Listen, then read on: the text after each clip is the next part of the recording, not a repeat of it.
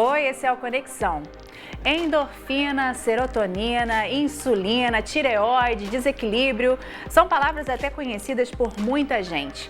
Glândulas, hormônios, sérias questões, mas você sabe realmente o que os hormônios fazem no teu corpo?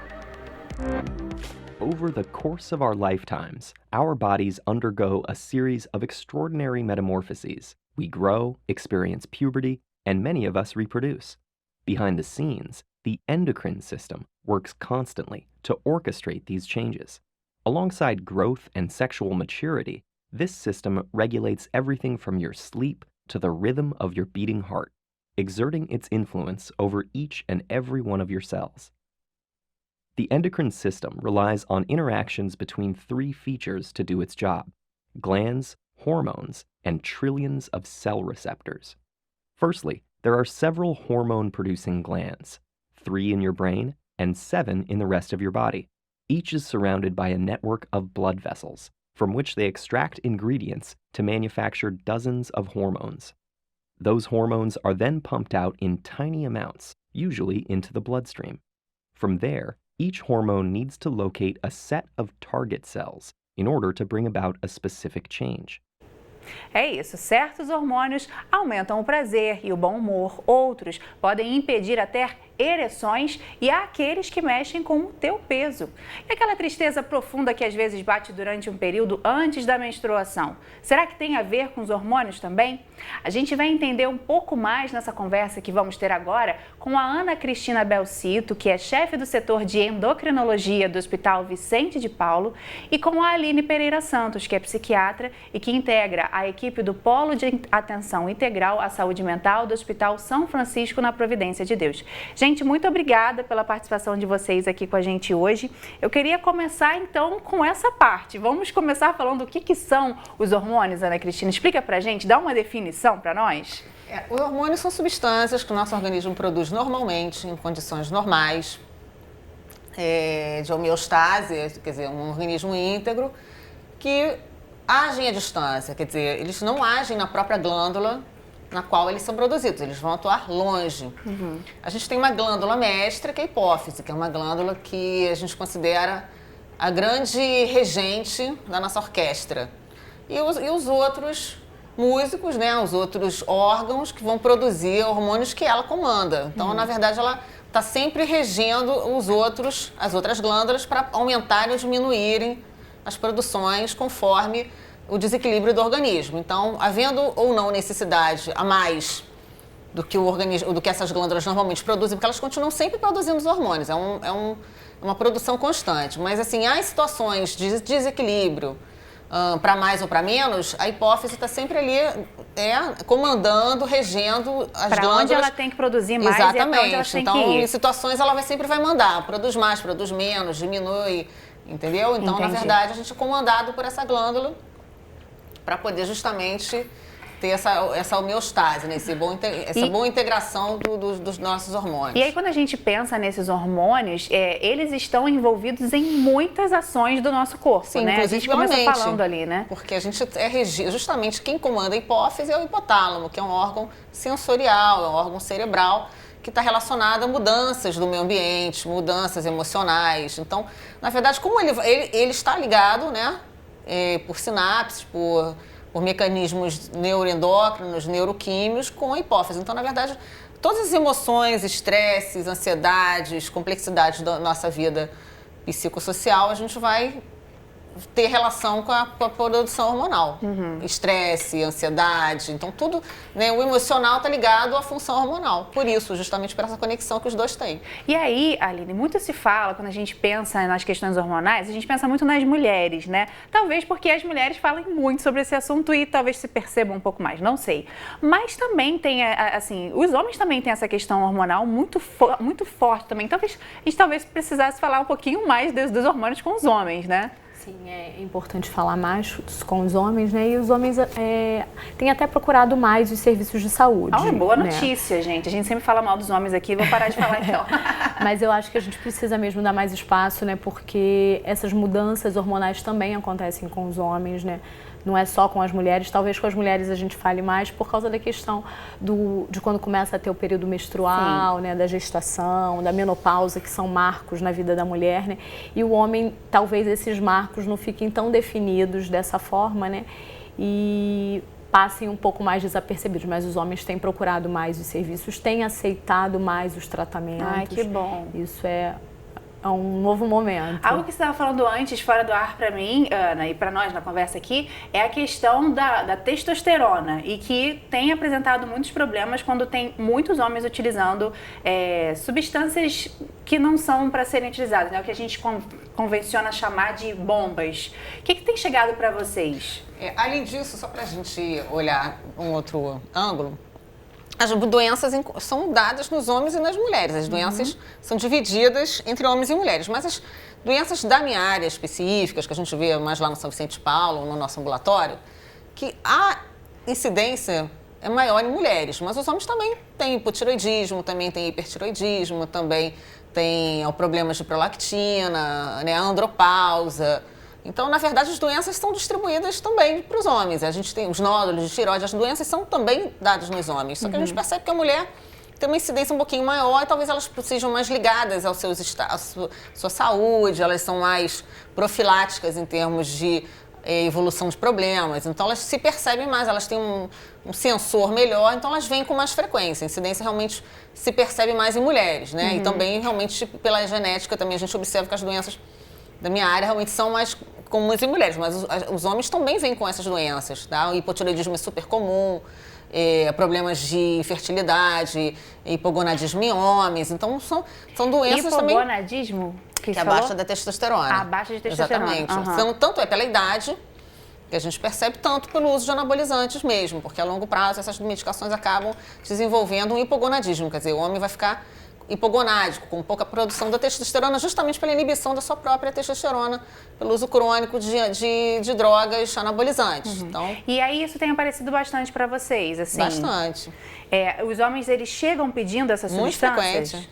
E aí, quais são as consequências do uso indiscriminado? O uso a longo prazo, sem várias e várias. Quer dizer, o uso indiscriminado, sem um exame prévio, sem um controle hormonal, a longo prazo, deflagra uma série de problemas, como insuficiência cardíaca, a própria disfunção erétil, a própria infertilidade, insuficiência hepática, alterações musculares gravíssimas, justamente por destruição muscular, porque geralmente eles pegam uma carga pesada, né, em termos de peso na academia, então insuficiência renal. Então, uma verdadeira tragédia, muitas vezes ocorre devido ao uso prolongado disso aí. Eu acho que a gente vê com mais frequência é justamente a infertilidade. Inclusive, depois muitos são casados, querem vir a ter filhos posteriormente, e aí eles têm que fazer até tratamento para fertilidade, porque desenvolvem uma infertilidade justamente pelo uso crônico. Então, inclusive com medicações, como se fossem as mulheres que querem engravidar, com estimulantes e medicamentos injetados, justamente para tentar forçar o organismo a voltar a produzir espermatozoide.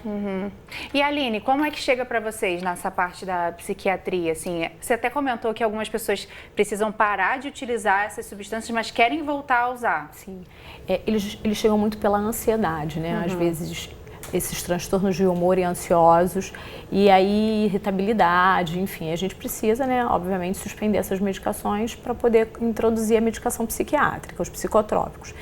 E aí, como você precisa que o paciente fique livre do uso dessas substâncias, porque não tem nenhum acompanhamento médico, não tem nenhuma indicação clínica, nos casos que não tem, o objetivo deles é retomar o uso, porque eles diminuem o período do pico do transtorno, né, dá uma estabilizada. Se é uma ansiedade, diminui a ansiedade.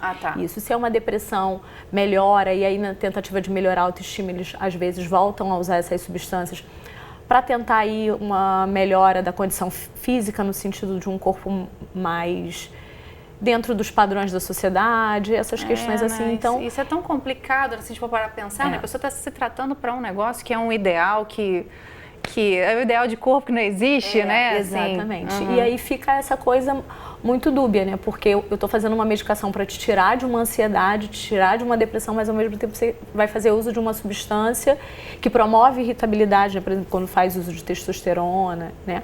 Então, fica muito dúbia essa... Parece que entra num ciclo, né, Entra num Aline? Assim, ciclo. você está consertando um negócio, mas está estragando do outro lado, né? E aí, na maioria das vezes, o que acontece é eles abandonarem o tratamento psiquiátrico em busca de continuar fazendo uso da substância. Fortinho. Gente, caramba, isso é muito complicado. Deixa eu só fazer um parêntese aqui, porque no início do programa eu acho que a gente acreditou o nome de vocês errado. Então vamos consertar aqui, né? Aqui do meu lado tá a Aline Pereira Santos, que é a nossa psiquiatra, e mais ao meu lado ali tá a Ana Cristina Belcito, só pra gente consertar e não deixar o nome de ninguém errado, viu? Vamos voltar aos hormônios, que esse negócio é importante aqui pra caramba, né? Agora, falando sobre essa questão, e, gente, então, vocês até fizeram uma campanha em relação a isso, né, Ana? Pra poder chamar a atenção dos homens pra essa questão. Como é que foi isso? Essa necessidade surgiu por causa do aumento do número de casos? Sim. Porque, na verdade, a sensação do hormônio é muito boa. É verdade. A potência, no mundo moderno que as pessoas estão muito cansadas, a cobrança. Então, na verdade, é uma potência que o indivíduo ganha, né? E as mulheres também estão usando. Em academia você vê com frequência as mulheres usando também o hormônio. Então a pessoa se sente uma super mulher, um super homem. E é um hormônio muito interessante, porque ele é um hormônio fantástico, porque ele deflagra modificações realmente comportamentais notáveis. A pessoa fica mais impulsiva, mais potente, com uma libido aumentada.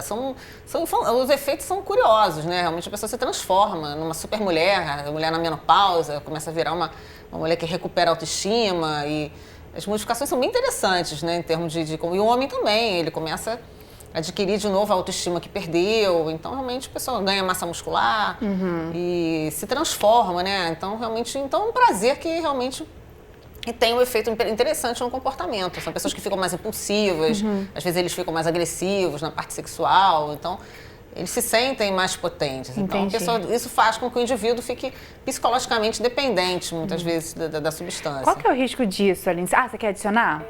E não só os homens e as mulheres, como isso tem aumentado muito em jovens, né? Em adolescentes, que às vezes já começa a fazer atividade física mais cedo e acaba tendo uso dessas substâncias e já abrindo um transtorno psiquiátrico às vezes, né? Porque às vezes o pai e a mãe não têm noção disso. Gente, isso é muito perigoso, E aí acaba tendo um risco muito grande. Claro, de todas as doenças em gerais, mas não é incomum a gente ter quadros assim também na psiquiatria. E aí, qual que é o problema maior, na sua opinião, de uma pessoa que se torna dependente dessa sensação, né? Porque fica parecendo que é uma pessoa que, na verdade, ela é de um jeito, às vezes deve ser até uma pessoa um pouco mais tímida, mas ela se sente tão bem e que se torna dependente, acho que de uma medicação, é isso? Eu estou lendo da forma correta? Eu não diria dependência no sentido de dependência psíquica, né? Mas, assim, as pessoas estão sempre em busca de prazer, né? E isso se gera... Se eu me sinto melhor dessa forma, às vezes é um melhor que não é efetivamente o melhor, né? Às vezes isso está escondendo uma baixa autoestima, às vezes isso está escondendo uma dificuldade nas relações interpessoais, né? Tá maquiando uma situação. Exatamente, está maquiando uma situação de, às vezes, um transtorno, não necessariamente um transtorno, mas uma situação que precisasse talvez de um acompanhamento psicológico ou pudesse até a necessidade de um acompanhamento psiquiátrico. Caramba, e aí eu queria que a gente passasse agora para falar sobre a questão dessa influência no humor, tá? Mas agora são os hormônios da gente mesmo, naturais, sem ser os que a gente coloca aí na medicação. Será que eles podem também alterar o nosso humor? Qual que é o poder dos hormônios durante uma TPM, durante a puberdade, a entrada da adolescência? Veja só esse trechinho de vídeo. Such periods of hormonal change are also associated with fluctuations in mood. That's because hormones can influence the production of certain chemicals in the brain, like serotonin. When chemical levels shift, they may cause changes in mood as well. But that's not to say that hormones have unlimited power over us. They're frequently viewed as the main drivers of our behavior, making us slaves to their effects, especially during puberty. But research shows that our behavior is collectively shaped by a variety of influences, including the brain and its neurotransmitters, our hormones, and various social factors. The primary function of the endocrine system is to regulate our bodily processes, not control us. Sometimes disease, stress, and even diet can disrupt that regulatory function, however, altering the quantity of hormones that glands secrete or changing the way that cells respond. E aí, quando eu vi isso, eu lembro logo da TPM, porque como mulher eu vejo várias alterações em mim em alguns dias do mês.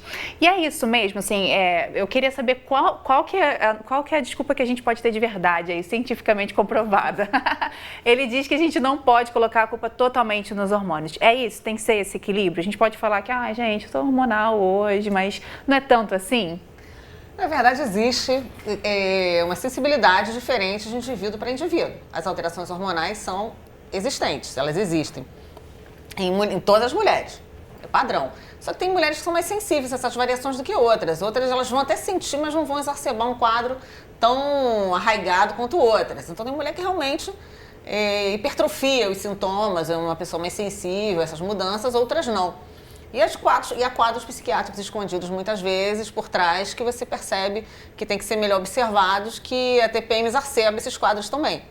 Então, mas as modificações são realmente existentes. Tem mulheres que vão perceber os sintomas, mas talvez não vão dar importância, mas é uma coisa que a gente nota. Mulheres que ficam muito sensíveis, chorosas, irritadíssimas, com mudanças comportamentais, discutem mais, brigam, arrumam confusão no trabalho, problema com o filho, aí dá uma surra no filho, briga com o marido e pede divórcio. Então, é a época que algumas mulheres têm que ser isoladas. Tem que ser isoladas porque aquelas insatisfações ficam mais exacerbadas e elas realmente mostram mais, a pele fica mais sensível, as emoções à flor da pele. Nesse caso aí, das mulheres que já sabem que tem essa alteração, quem tem, né?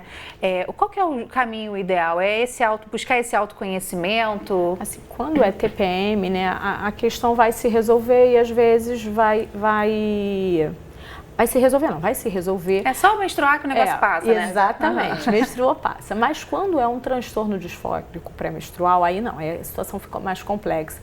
Isso dura um tempo maior, tem mais sintomas, não só físicos, como tem muito mais sintomas psíquicos. E aí, nesse caso, é indicativo de tratamento, né? Iniciar tratamento psiquiátrico com uso de inibidor seletivo ou dual ou só inibidor seletivo de serotonina, vai depender de cada caso, mas nesses aí casos tem a pessoa vai ter que tomar isso para sempre ou será que é algo que se cura com o tempo de tratamento? Não necessariamente para sempre, mas pelo menos aí durante um período inicial, porque depois de um tempo não vai ter mais a menstruação por causa da menopausa, então não vai ter tanta indicação. Mas assim, a gente introduzir terapia, rever a dieta desse paciente, introduzir atividade física e o uso do antidepressivo vai ser importante, até para melhorar a qualidade de vida. A gente já falou de um exemplo, mas eu queria passar agora já para o final do programa. Quais são os sintomas de que você pode ter algum problema, né? Algo está errado aí com a sua hipófise, né? Que você falou lá do início, né? Que tem alguma coisa errada. Quais sintomas que as pessoas costumam apresentar, Ana?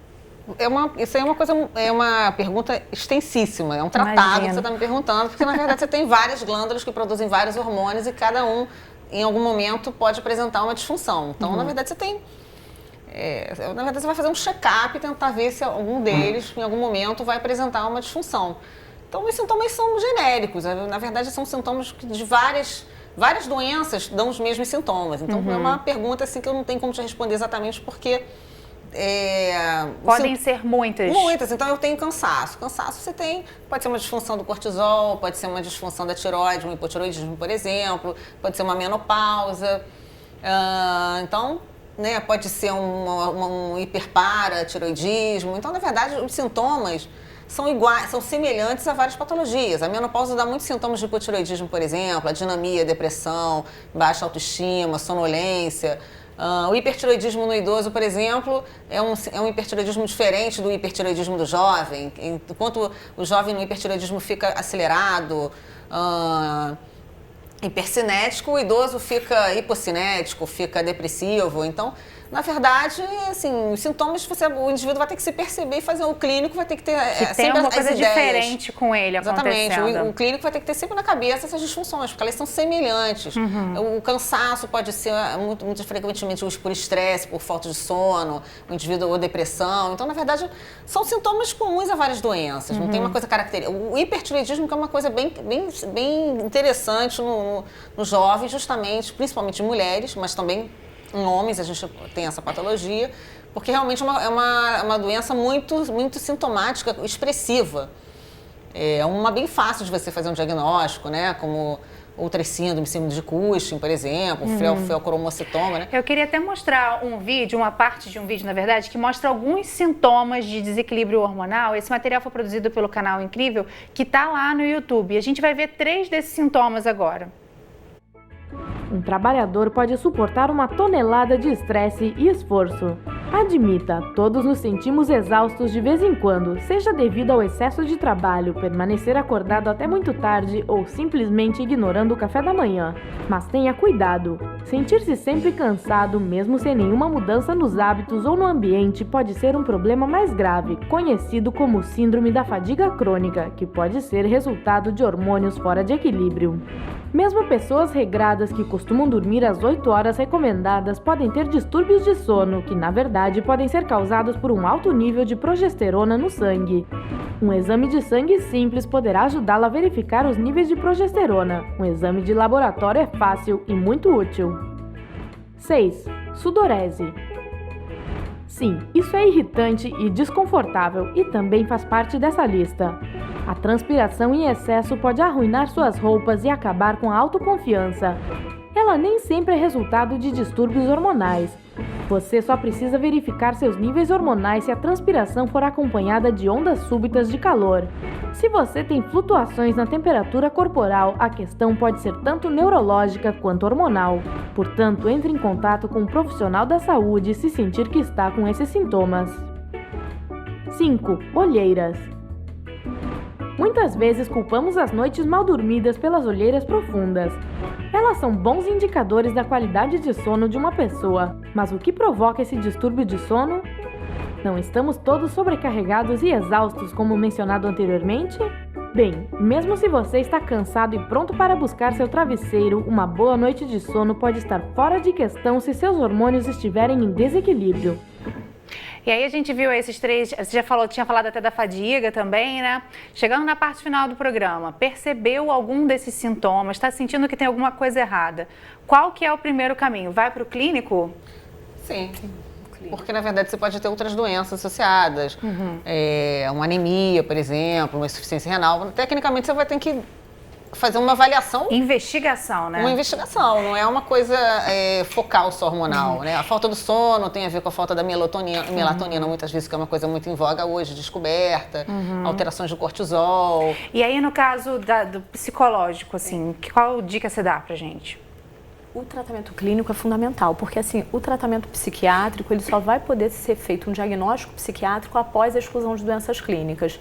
Lá no Hospital São Francisco, isso é uma coisa que é muito boa, porque a gente tem o hospital, a psiquiatria dentro do hospital, né?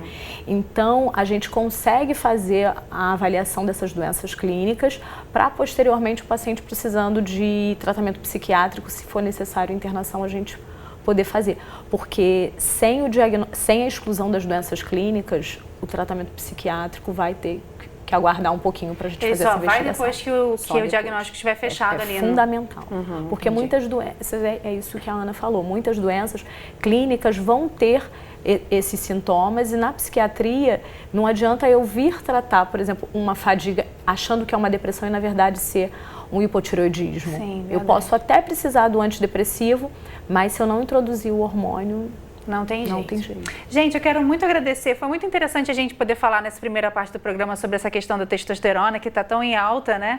E a gente espera que... Acho que, na verdade, a gente vai ter que voltar. Vocês vão ter que voltar aqui para a gente continuar falando de hormônio, porque o assunto rende, né? Muito obrigada por estarem aqui com a gente hoje, viu? Obrigada por virem explicar tudo isso. A você de casa, obrigada pela sua companhia também. Se você quiser rever essa e outras entrevistas, é só acessar o futuraplay.org. Se cuide e até a próxima. Um beijo.